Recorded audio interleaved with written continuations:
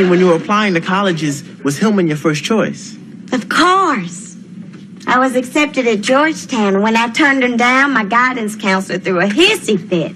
She said she couldn't understand why a girl with so much to offer like myself would limit myself at a school like Hillman. That's what she told me. It sounds familiar. She didn't understand. My great-granddaddy was all but accepted at this certain Ivy League school until he showed up for the interview.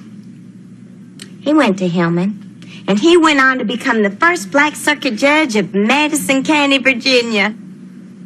He always told me, I was 7 years old, baby, you can go to school any place, but no school would love you and teach you to love yourself and know yourself like Hillman.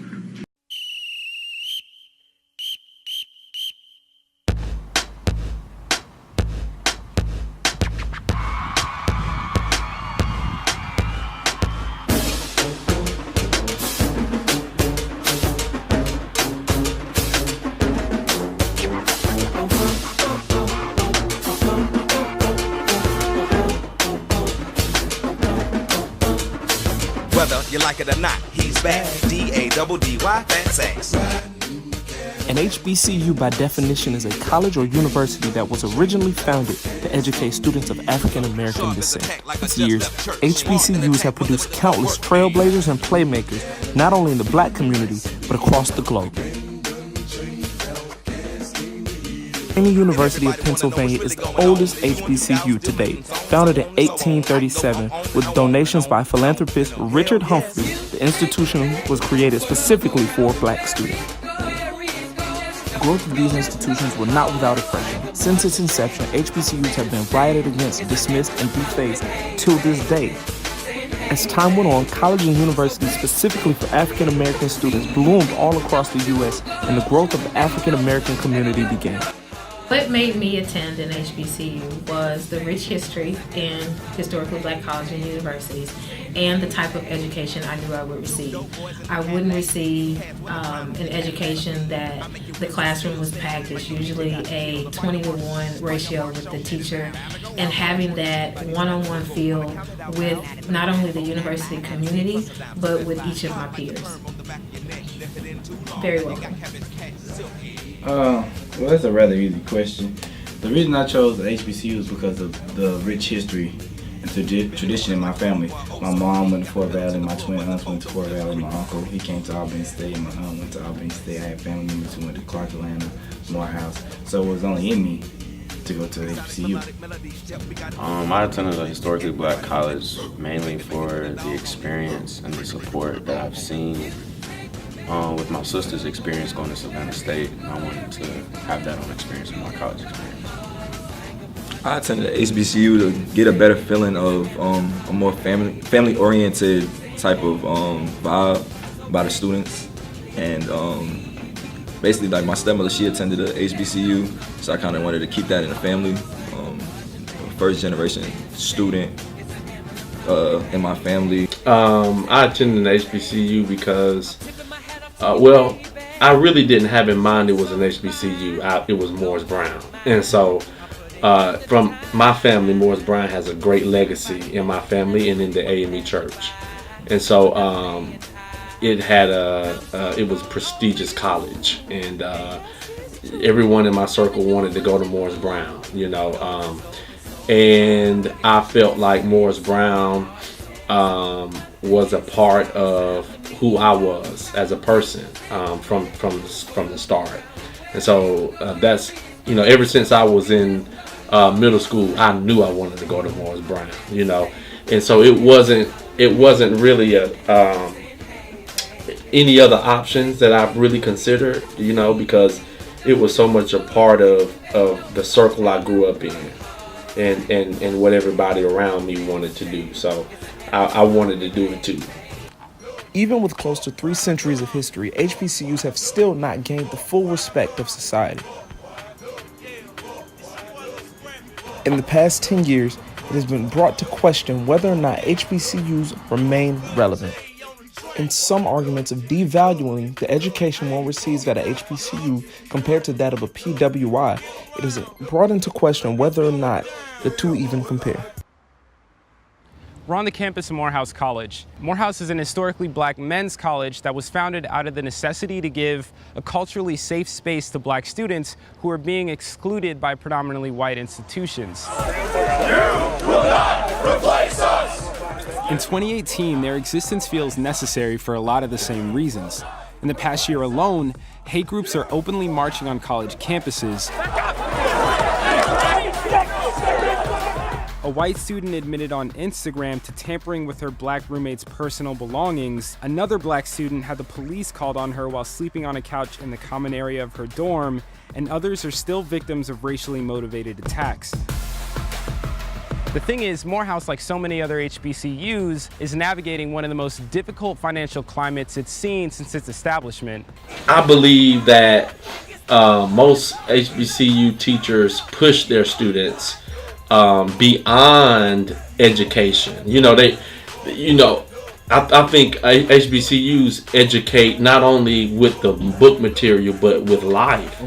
If it wasn't for my experiences at Morris Brown, I wouldn't be who I am. I'm not talking about textbook. I'm talking about the experience of teachers. I remember one instance. I can give you a particular instance. Skip Mason, who was the general president of Alpha Phi fraternity at one point. Skip Mason, we were all in the hall getting ready to start a pageant show, and everybody in there were, they were playing music. It was getting loud, and you know how we are at HBCUs. We were just having fun, and nobody could calm down the crowd. But Skip Mason, all he did was get up to the podium and stand up. And when he stood up, everybody was quiet. And that blew my mind, how he commanded so much respect without speaking.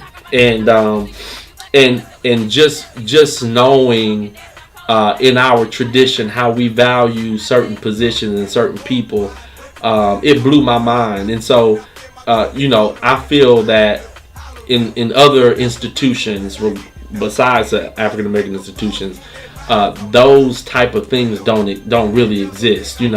For somebody to command that kind of respect. Also, certain things in HBCUs about life you just learn. You learn how to be patient. You learn.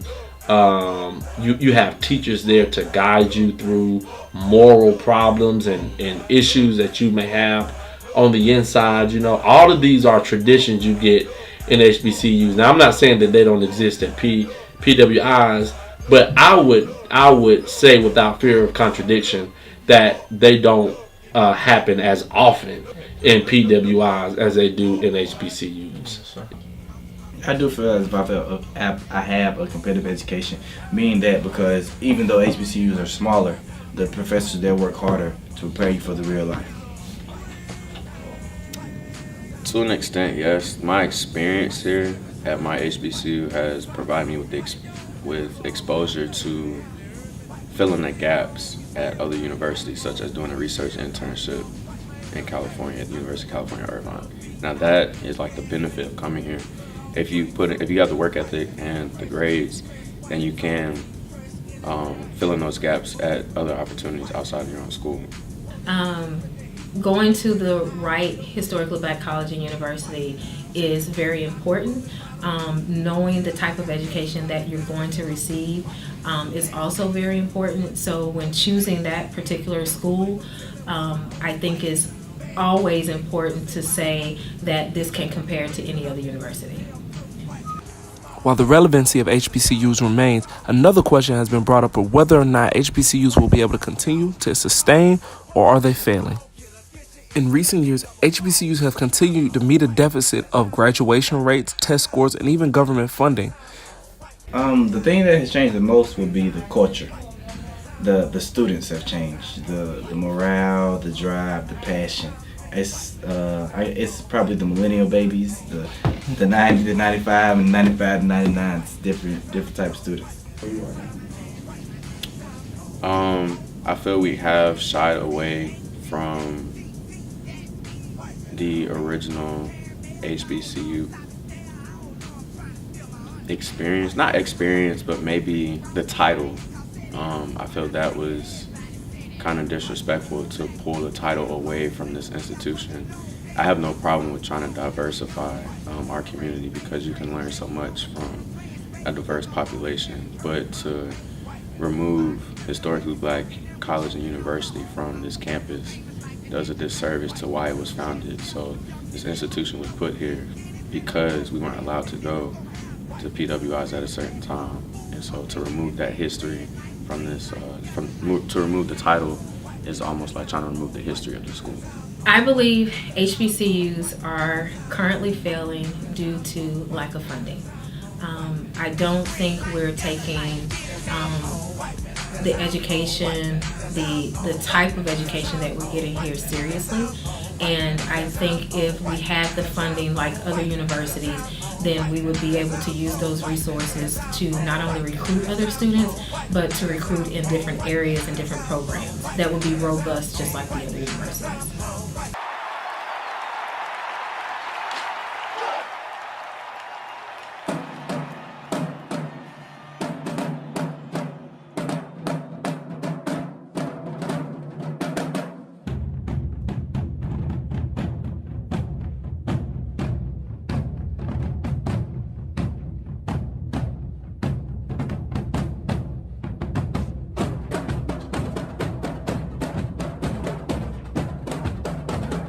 One of the HBCU's community's greatest losses was the loss of Morris Brown College.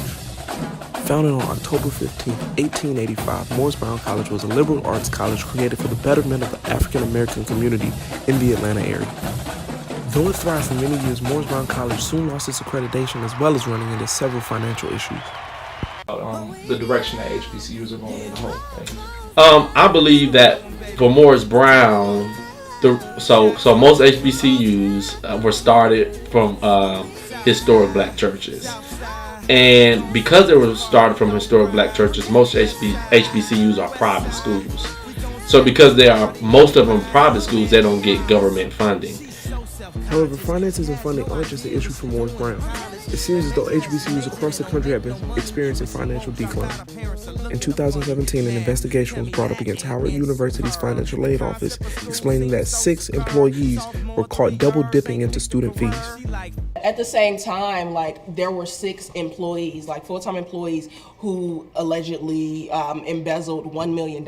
And this is all need-based aid. And there are students at Howard and who were at Howard who have been kicked out of housing, kicked out of classes, unable to continue their education and graduate because they didn't have the funds or didn't have all of these things that the employees were allegedly taking from them.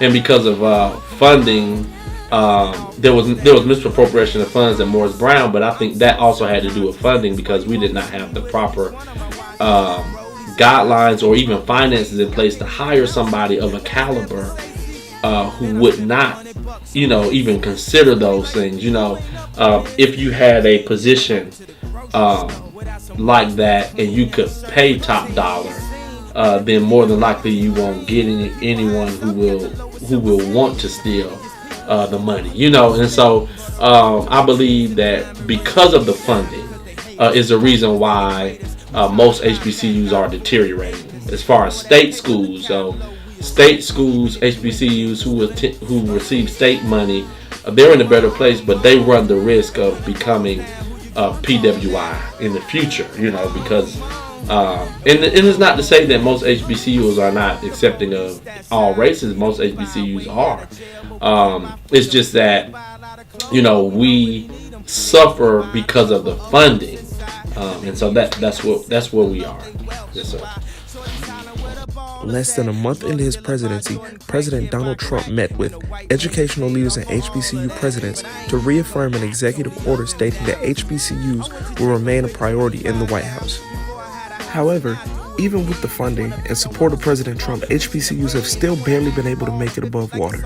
The thing is, Morehouse, like so many other HBCUs, is navigating one of the most difficult financial climates it's seen since its establishment. And in order to keep their doors open, they've turned to the recruitment of non-black students. Don't we want to come together? But for some of you, coming together means ignoring our experiences. And while shows like Dear White People have dramatized the tension around white students entering black spaces on college campuses, that tension is very real at places like Morehouse. I think diversity, equity, and inclusion is important across the board, no matter where you go. But specifically for HBCUs, is something new to them. It has been swept under the rug as far as being out there and being the norm. We are serving a different type of generation. We are serving a different type of students, and we have to have the resources available for those underserved populations. And that's what's going to get our enrollment up, by providing those particular resources. So the concept of diversity and inclusion isn't new to the HBCU community. However, it's never been at the front lines, and a lot of HBCU students aren't really happy about it. We produce more black attorneys. We produce the most black doctors. Everybody around you, they're black students, they're black artists. This place is sacred. I think this is a safe space for black students, and this school was going to challenge me in ways that I probably would not have gotten at other institutions. And if we had white people just coming in here, I will feel disrespected. So the question remains, what is the purpose of an HBCU? Is it there to solidify the black education, or more so feed into the black experience? HBCUs serve more of the black experience, not the black education. Education is a broad word, so having that education and experience is top-notch. Coming out, knowing where you're from, knowing who you are, and leaving differently than when you came there is something more and more important than just getting an education. The historically black college and university has been at the forefront of black education for hundreds of years and has produced countless heroes in the black community. It has overcome financial hardships, scandals, and even physical damage. In 10 years, I see HBCU still continue to thrive because of the alumni who put so much into them, who give back, who see the change that needs to be made, who see the drive in each and every student who walks on HBCU campuses. It's a purpose, passion, purpose, drive. I hope to see HBCUs grow economically. I want to see them have a campus that is functional with greater technological advancements. I think they have made strides from the time I was in school, but some of them have not. And so we need to take advantage of technology. For instance, we had to stand in line to register. And so I hope that we can, take advantage of that. I hope that HBCUs can continue to be who they are. To be honest with you, man, I really think that if we can improve on our buildings, because most HBCUs buildings are deteriorating. In closing, it is our hope that HBCUs will continue to grow, continue to provide the greatest education to African American students since the inception of Cheyney University. It is our job to preserve the HBCU and continue to push forward its legacy. Our deepest fear is not that we are inadequate. Our deepest fear is that we are powerful beyond measure. It is our light, not our darkness, that frightens us. Your small plane does not serve the world. My name is Deontay J. Young, and this is my dissertation.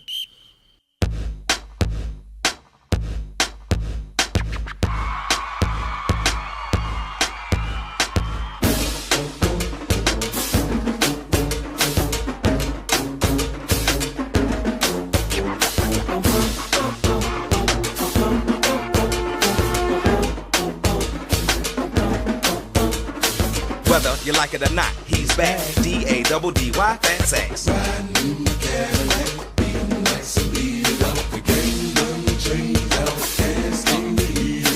Sharp as attack, like I just left church. Sparked in attack when the won't work me.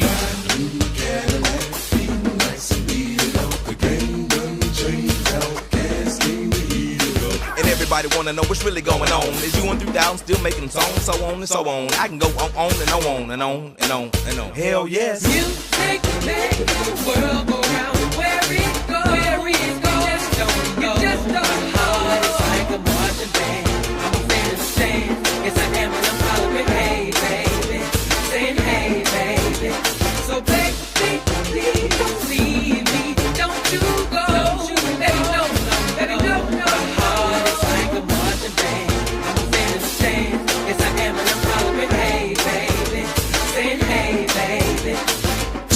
boys in the Cadillac. Steel. Cats with a crown on your Cadillac. Feel. I make your wheels of steel stand like your DJ got killed. A fire marshal. Shut it down. Time to go. Out cash royalty by designer logo. Wanna count it out loud? 93, 94, 95, 96. Plus a dime to that 5. Hot like the perm on the back of your neck. Left it in too long. Now you got cabbage patch silky.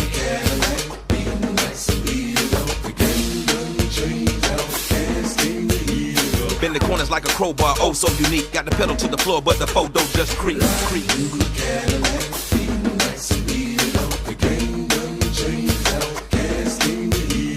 Exotic melodic melodies, yep, we got it funkin' for the funk of it, and everybody want it. You make it with a dog on it. You make it with a dog on it. Music makes the world go round, where it goes, you just don't know. It's like a marching band, I'm a fan of the stand. It's like Eminem following, hey baby, saying hey baby. So baby, please leave me, don't you go. Baby, no. It's like a marching band, I'm a fan of the stand. It's like Eminem following, hey baby, saying hey baby. I'm tipping my hat off to you, baby, 'cause you're so fine, you blow my mind. I put in the time. Everybody knows you can't let a pretty one pass you by without saying hi. I'm so gone over you, and yes, it's true. Baby, do what you do. My nose is open so wide, looking at you is a pretty side. My heart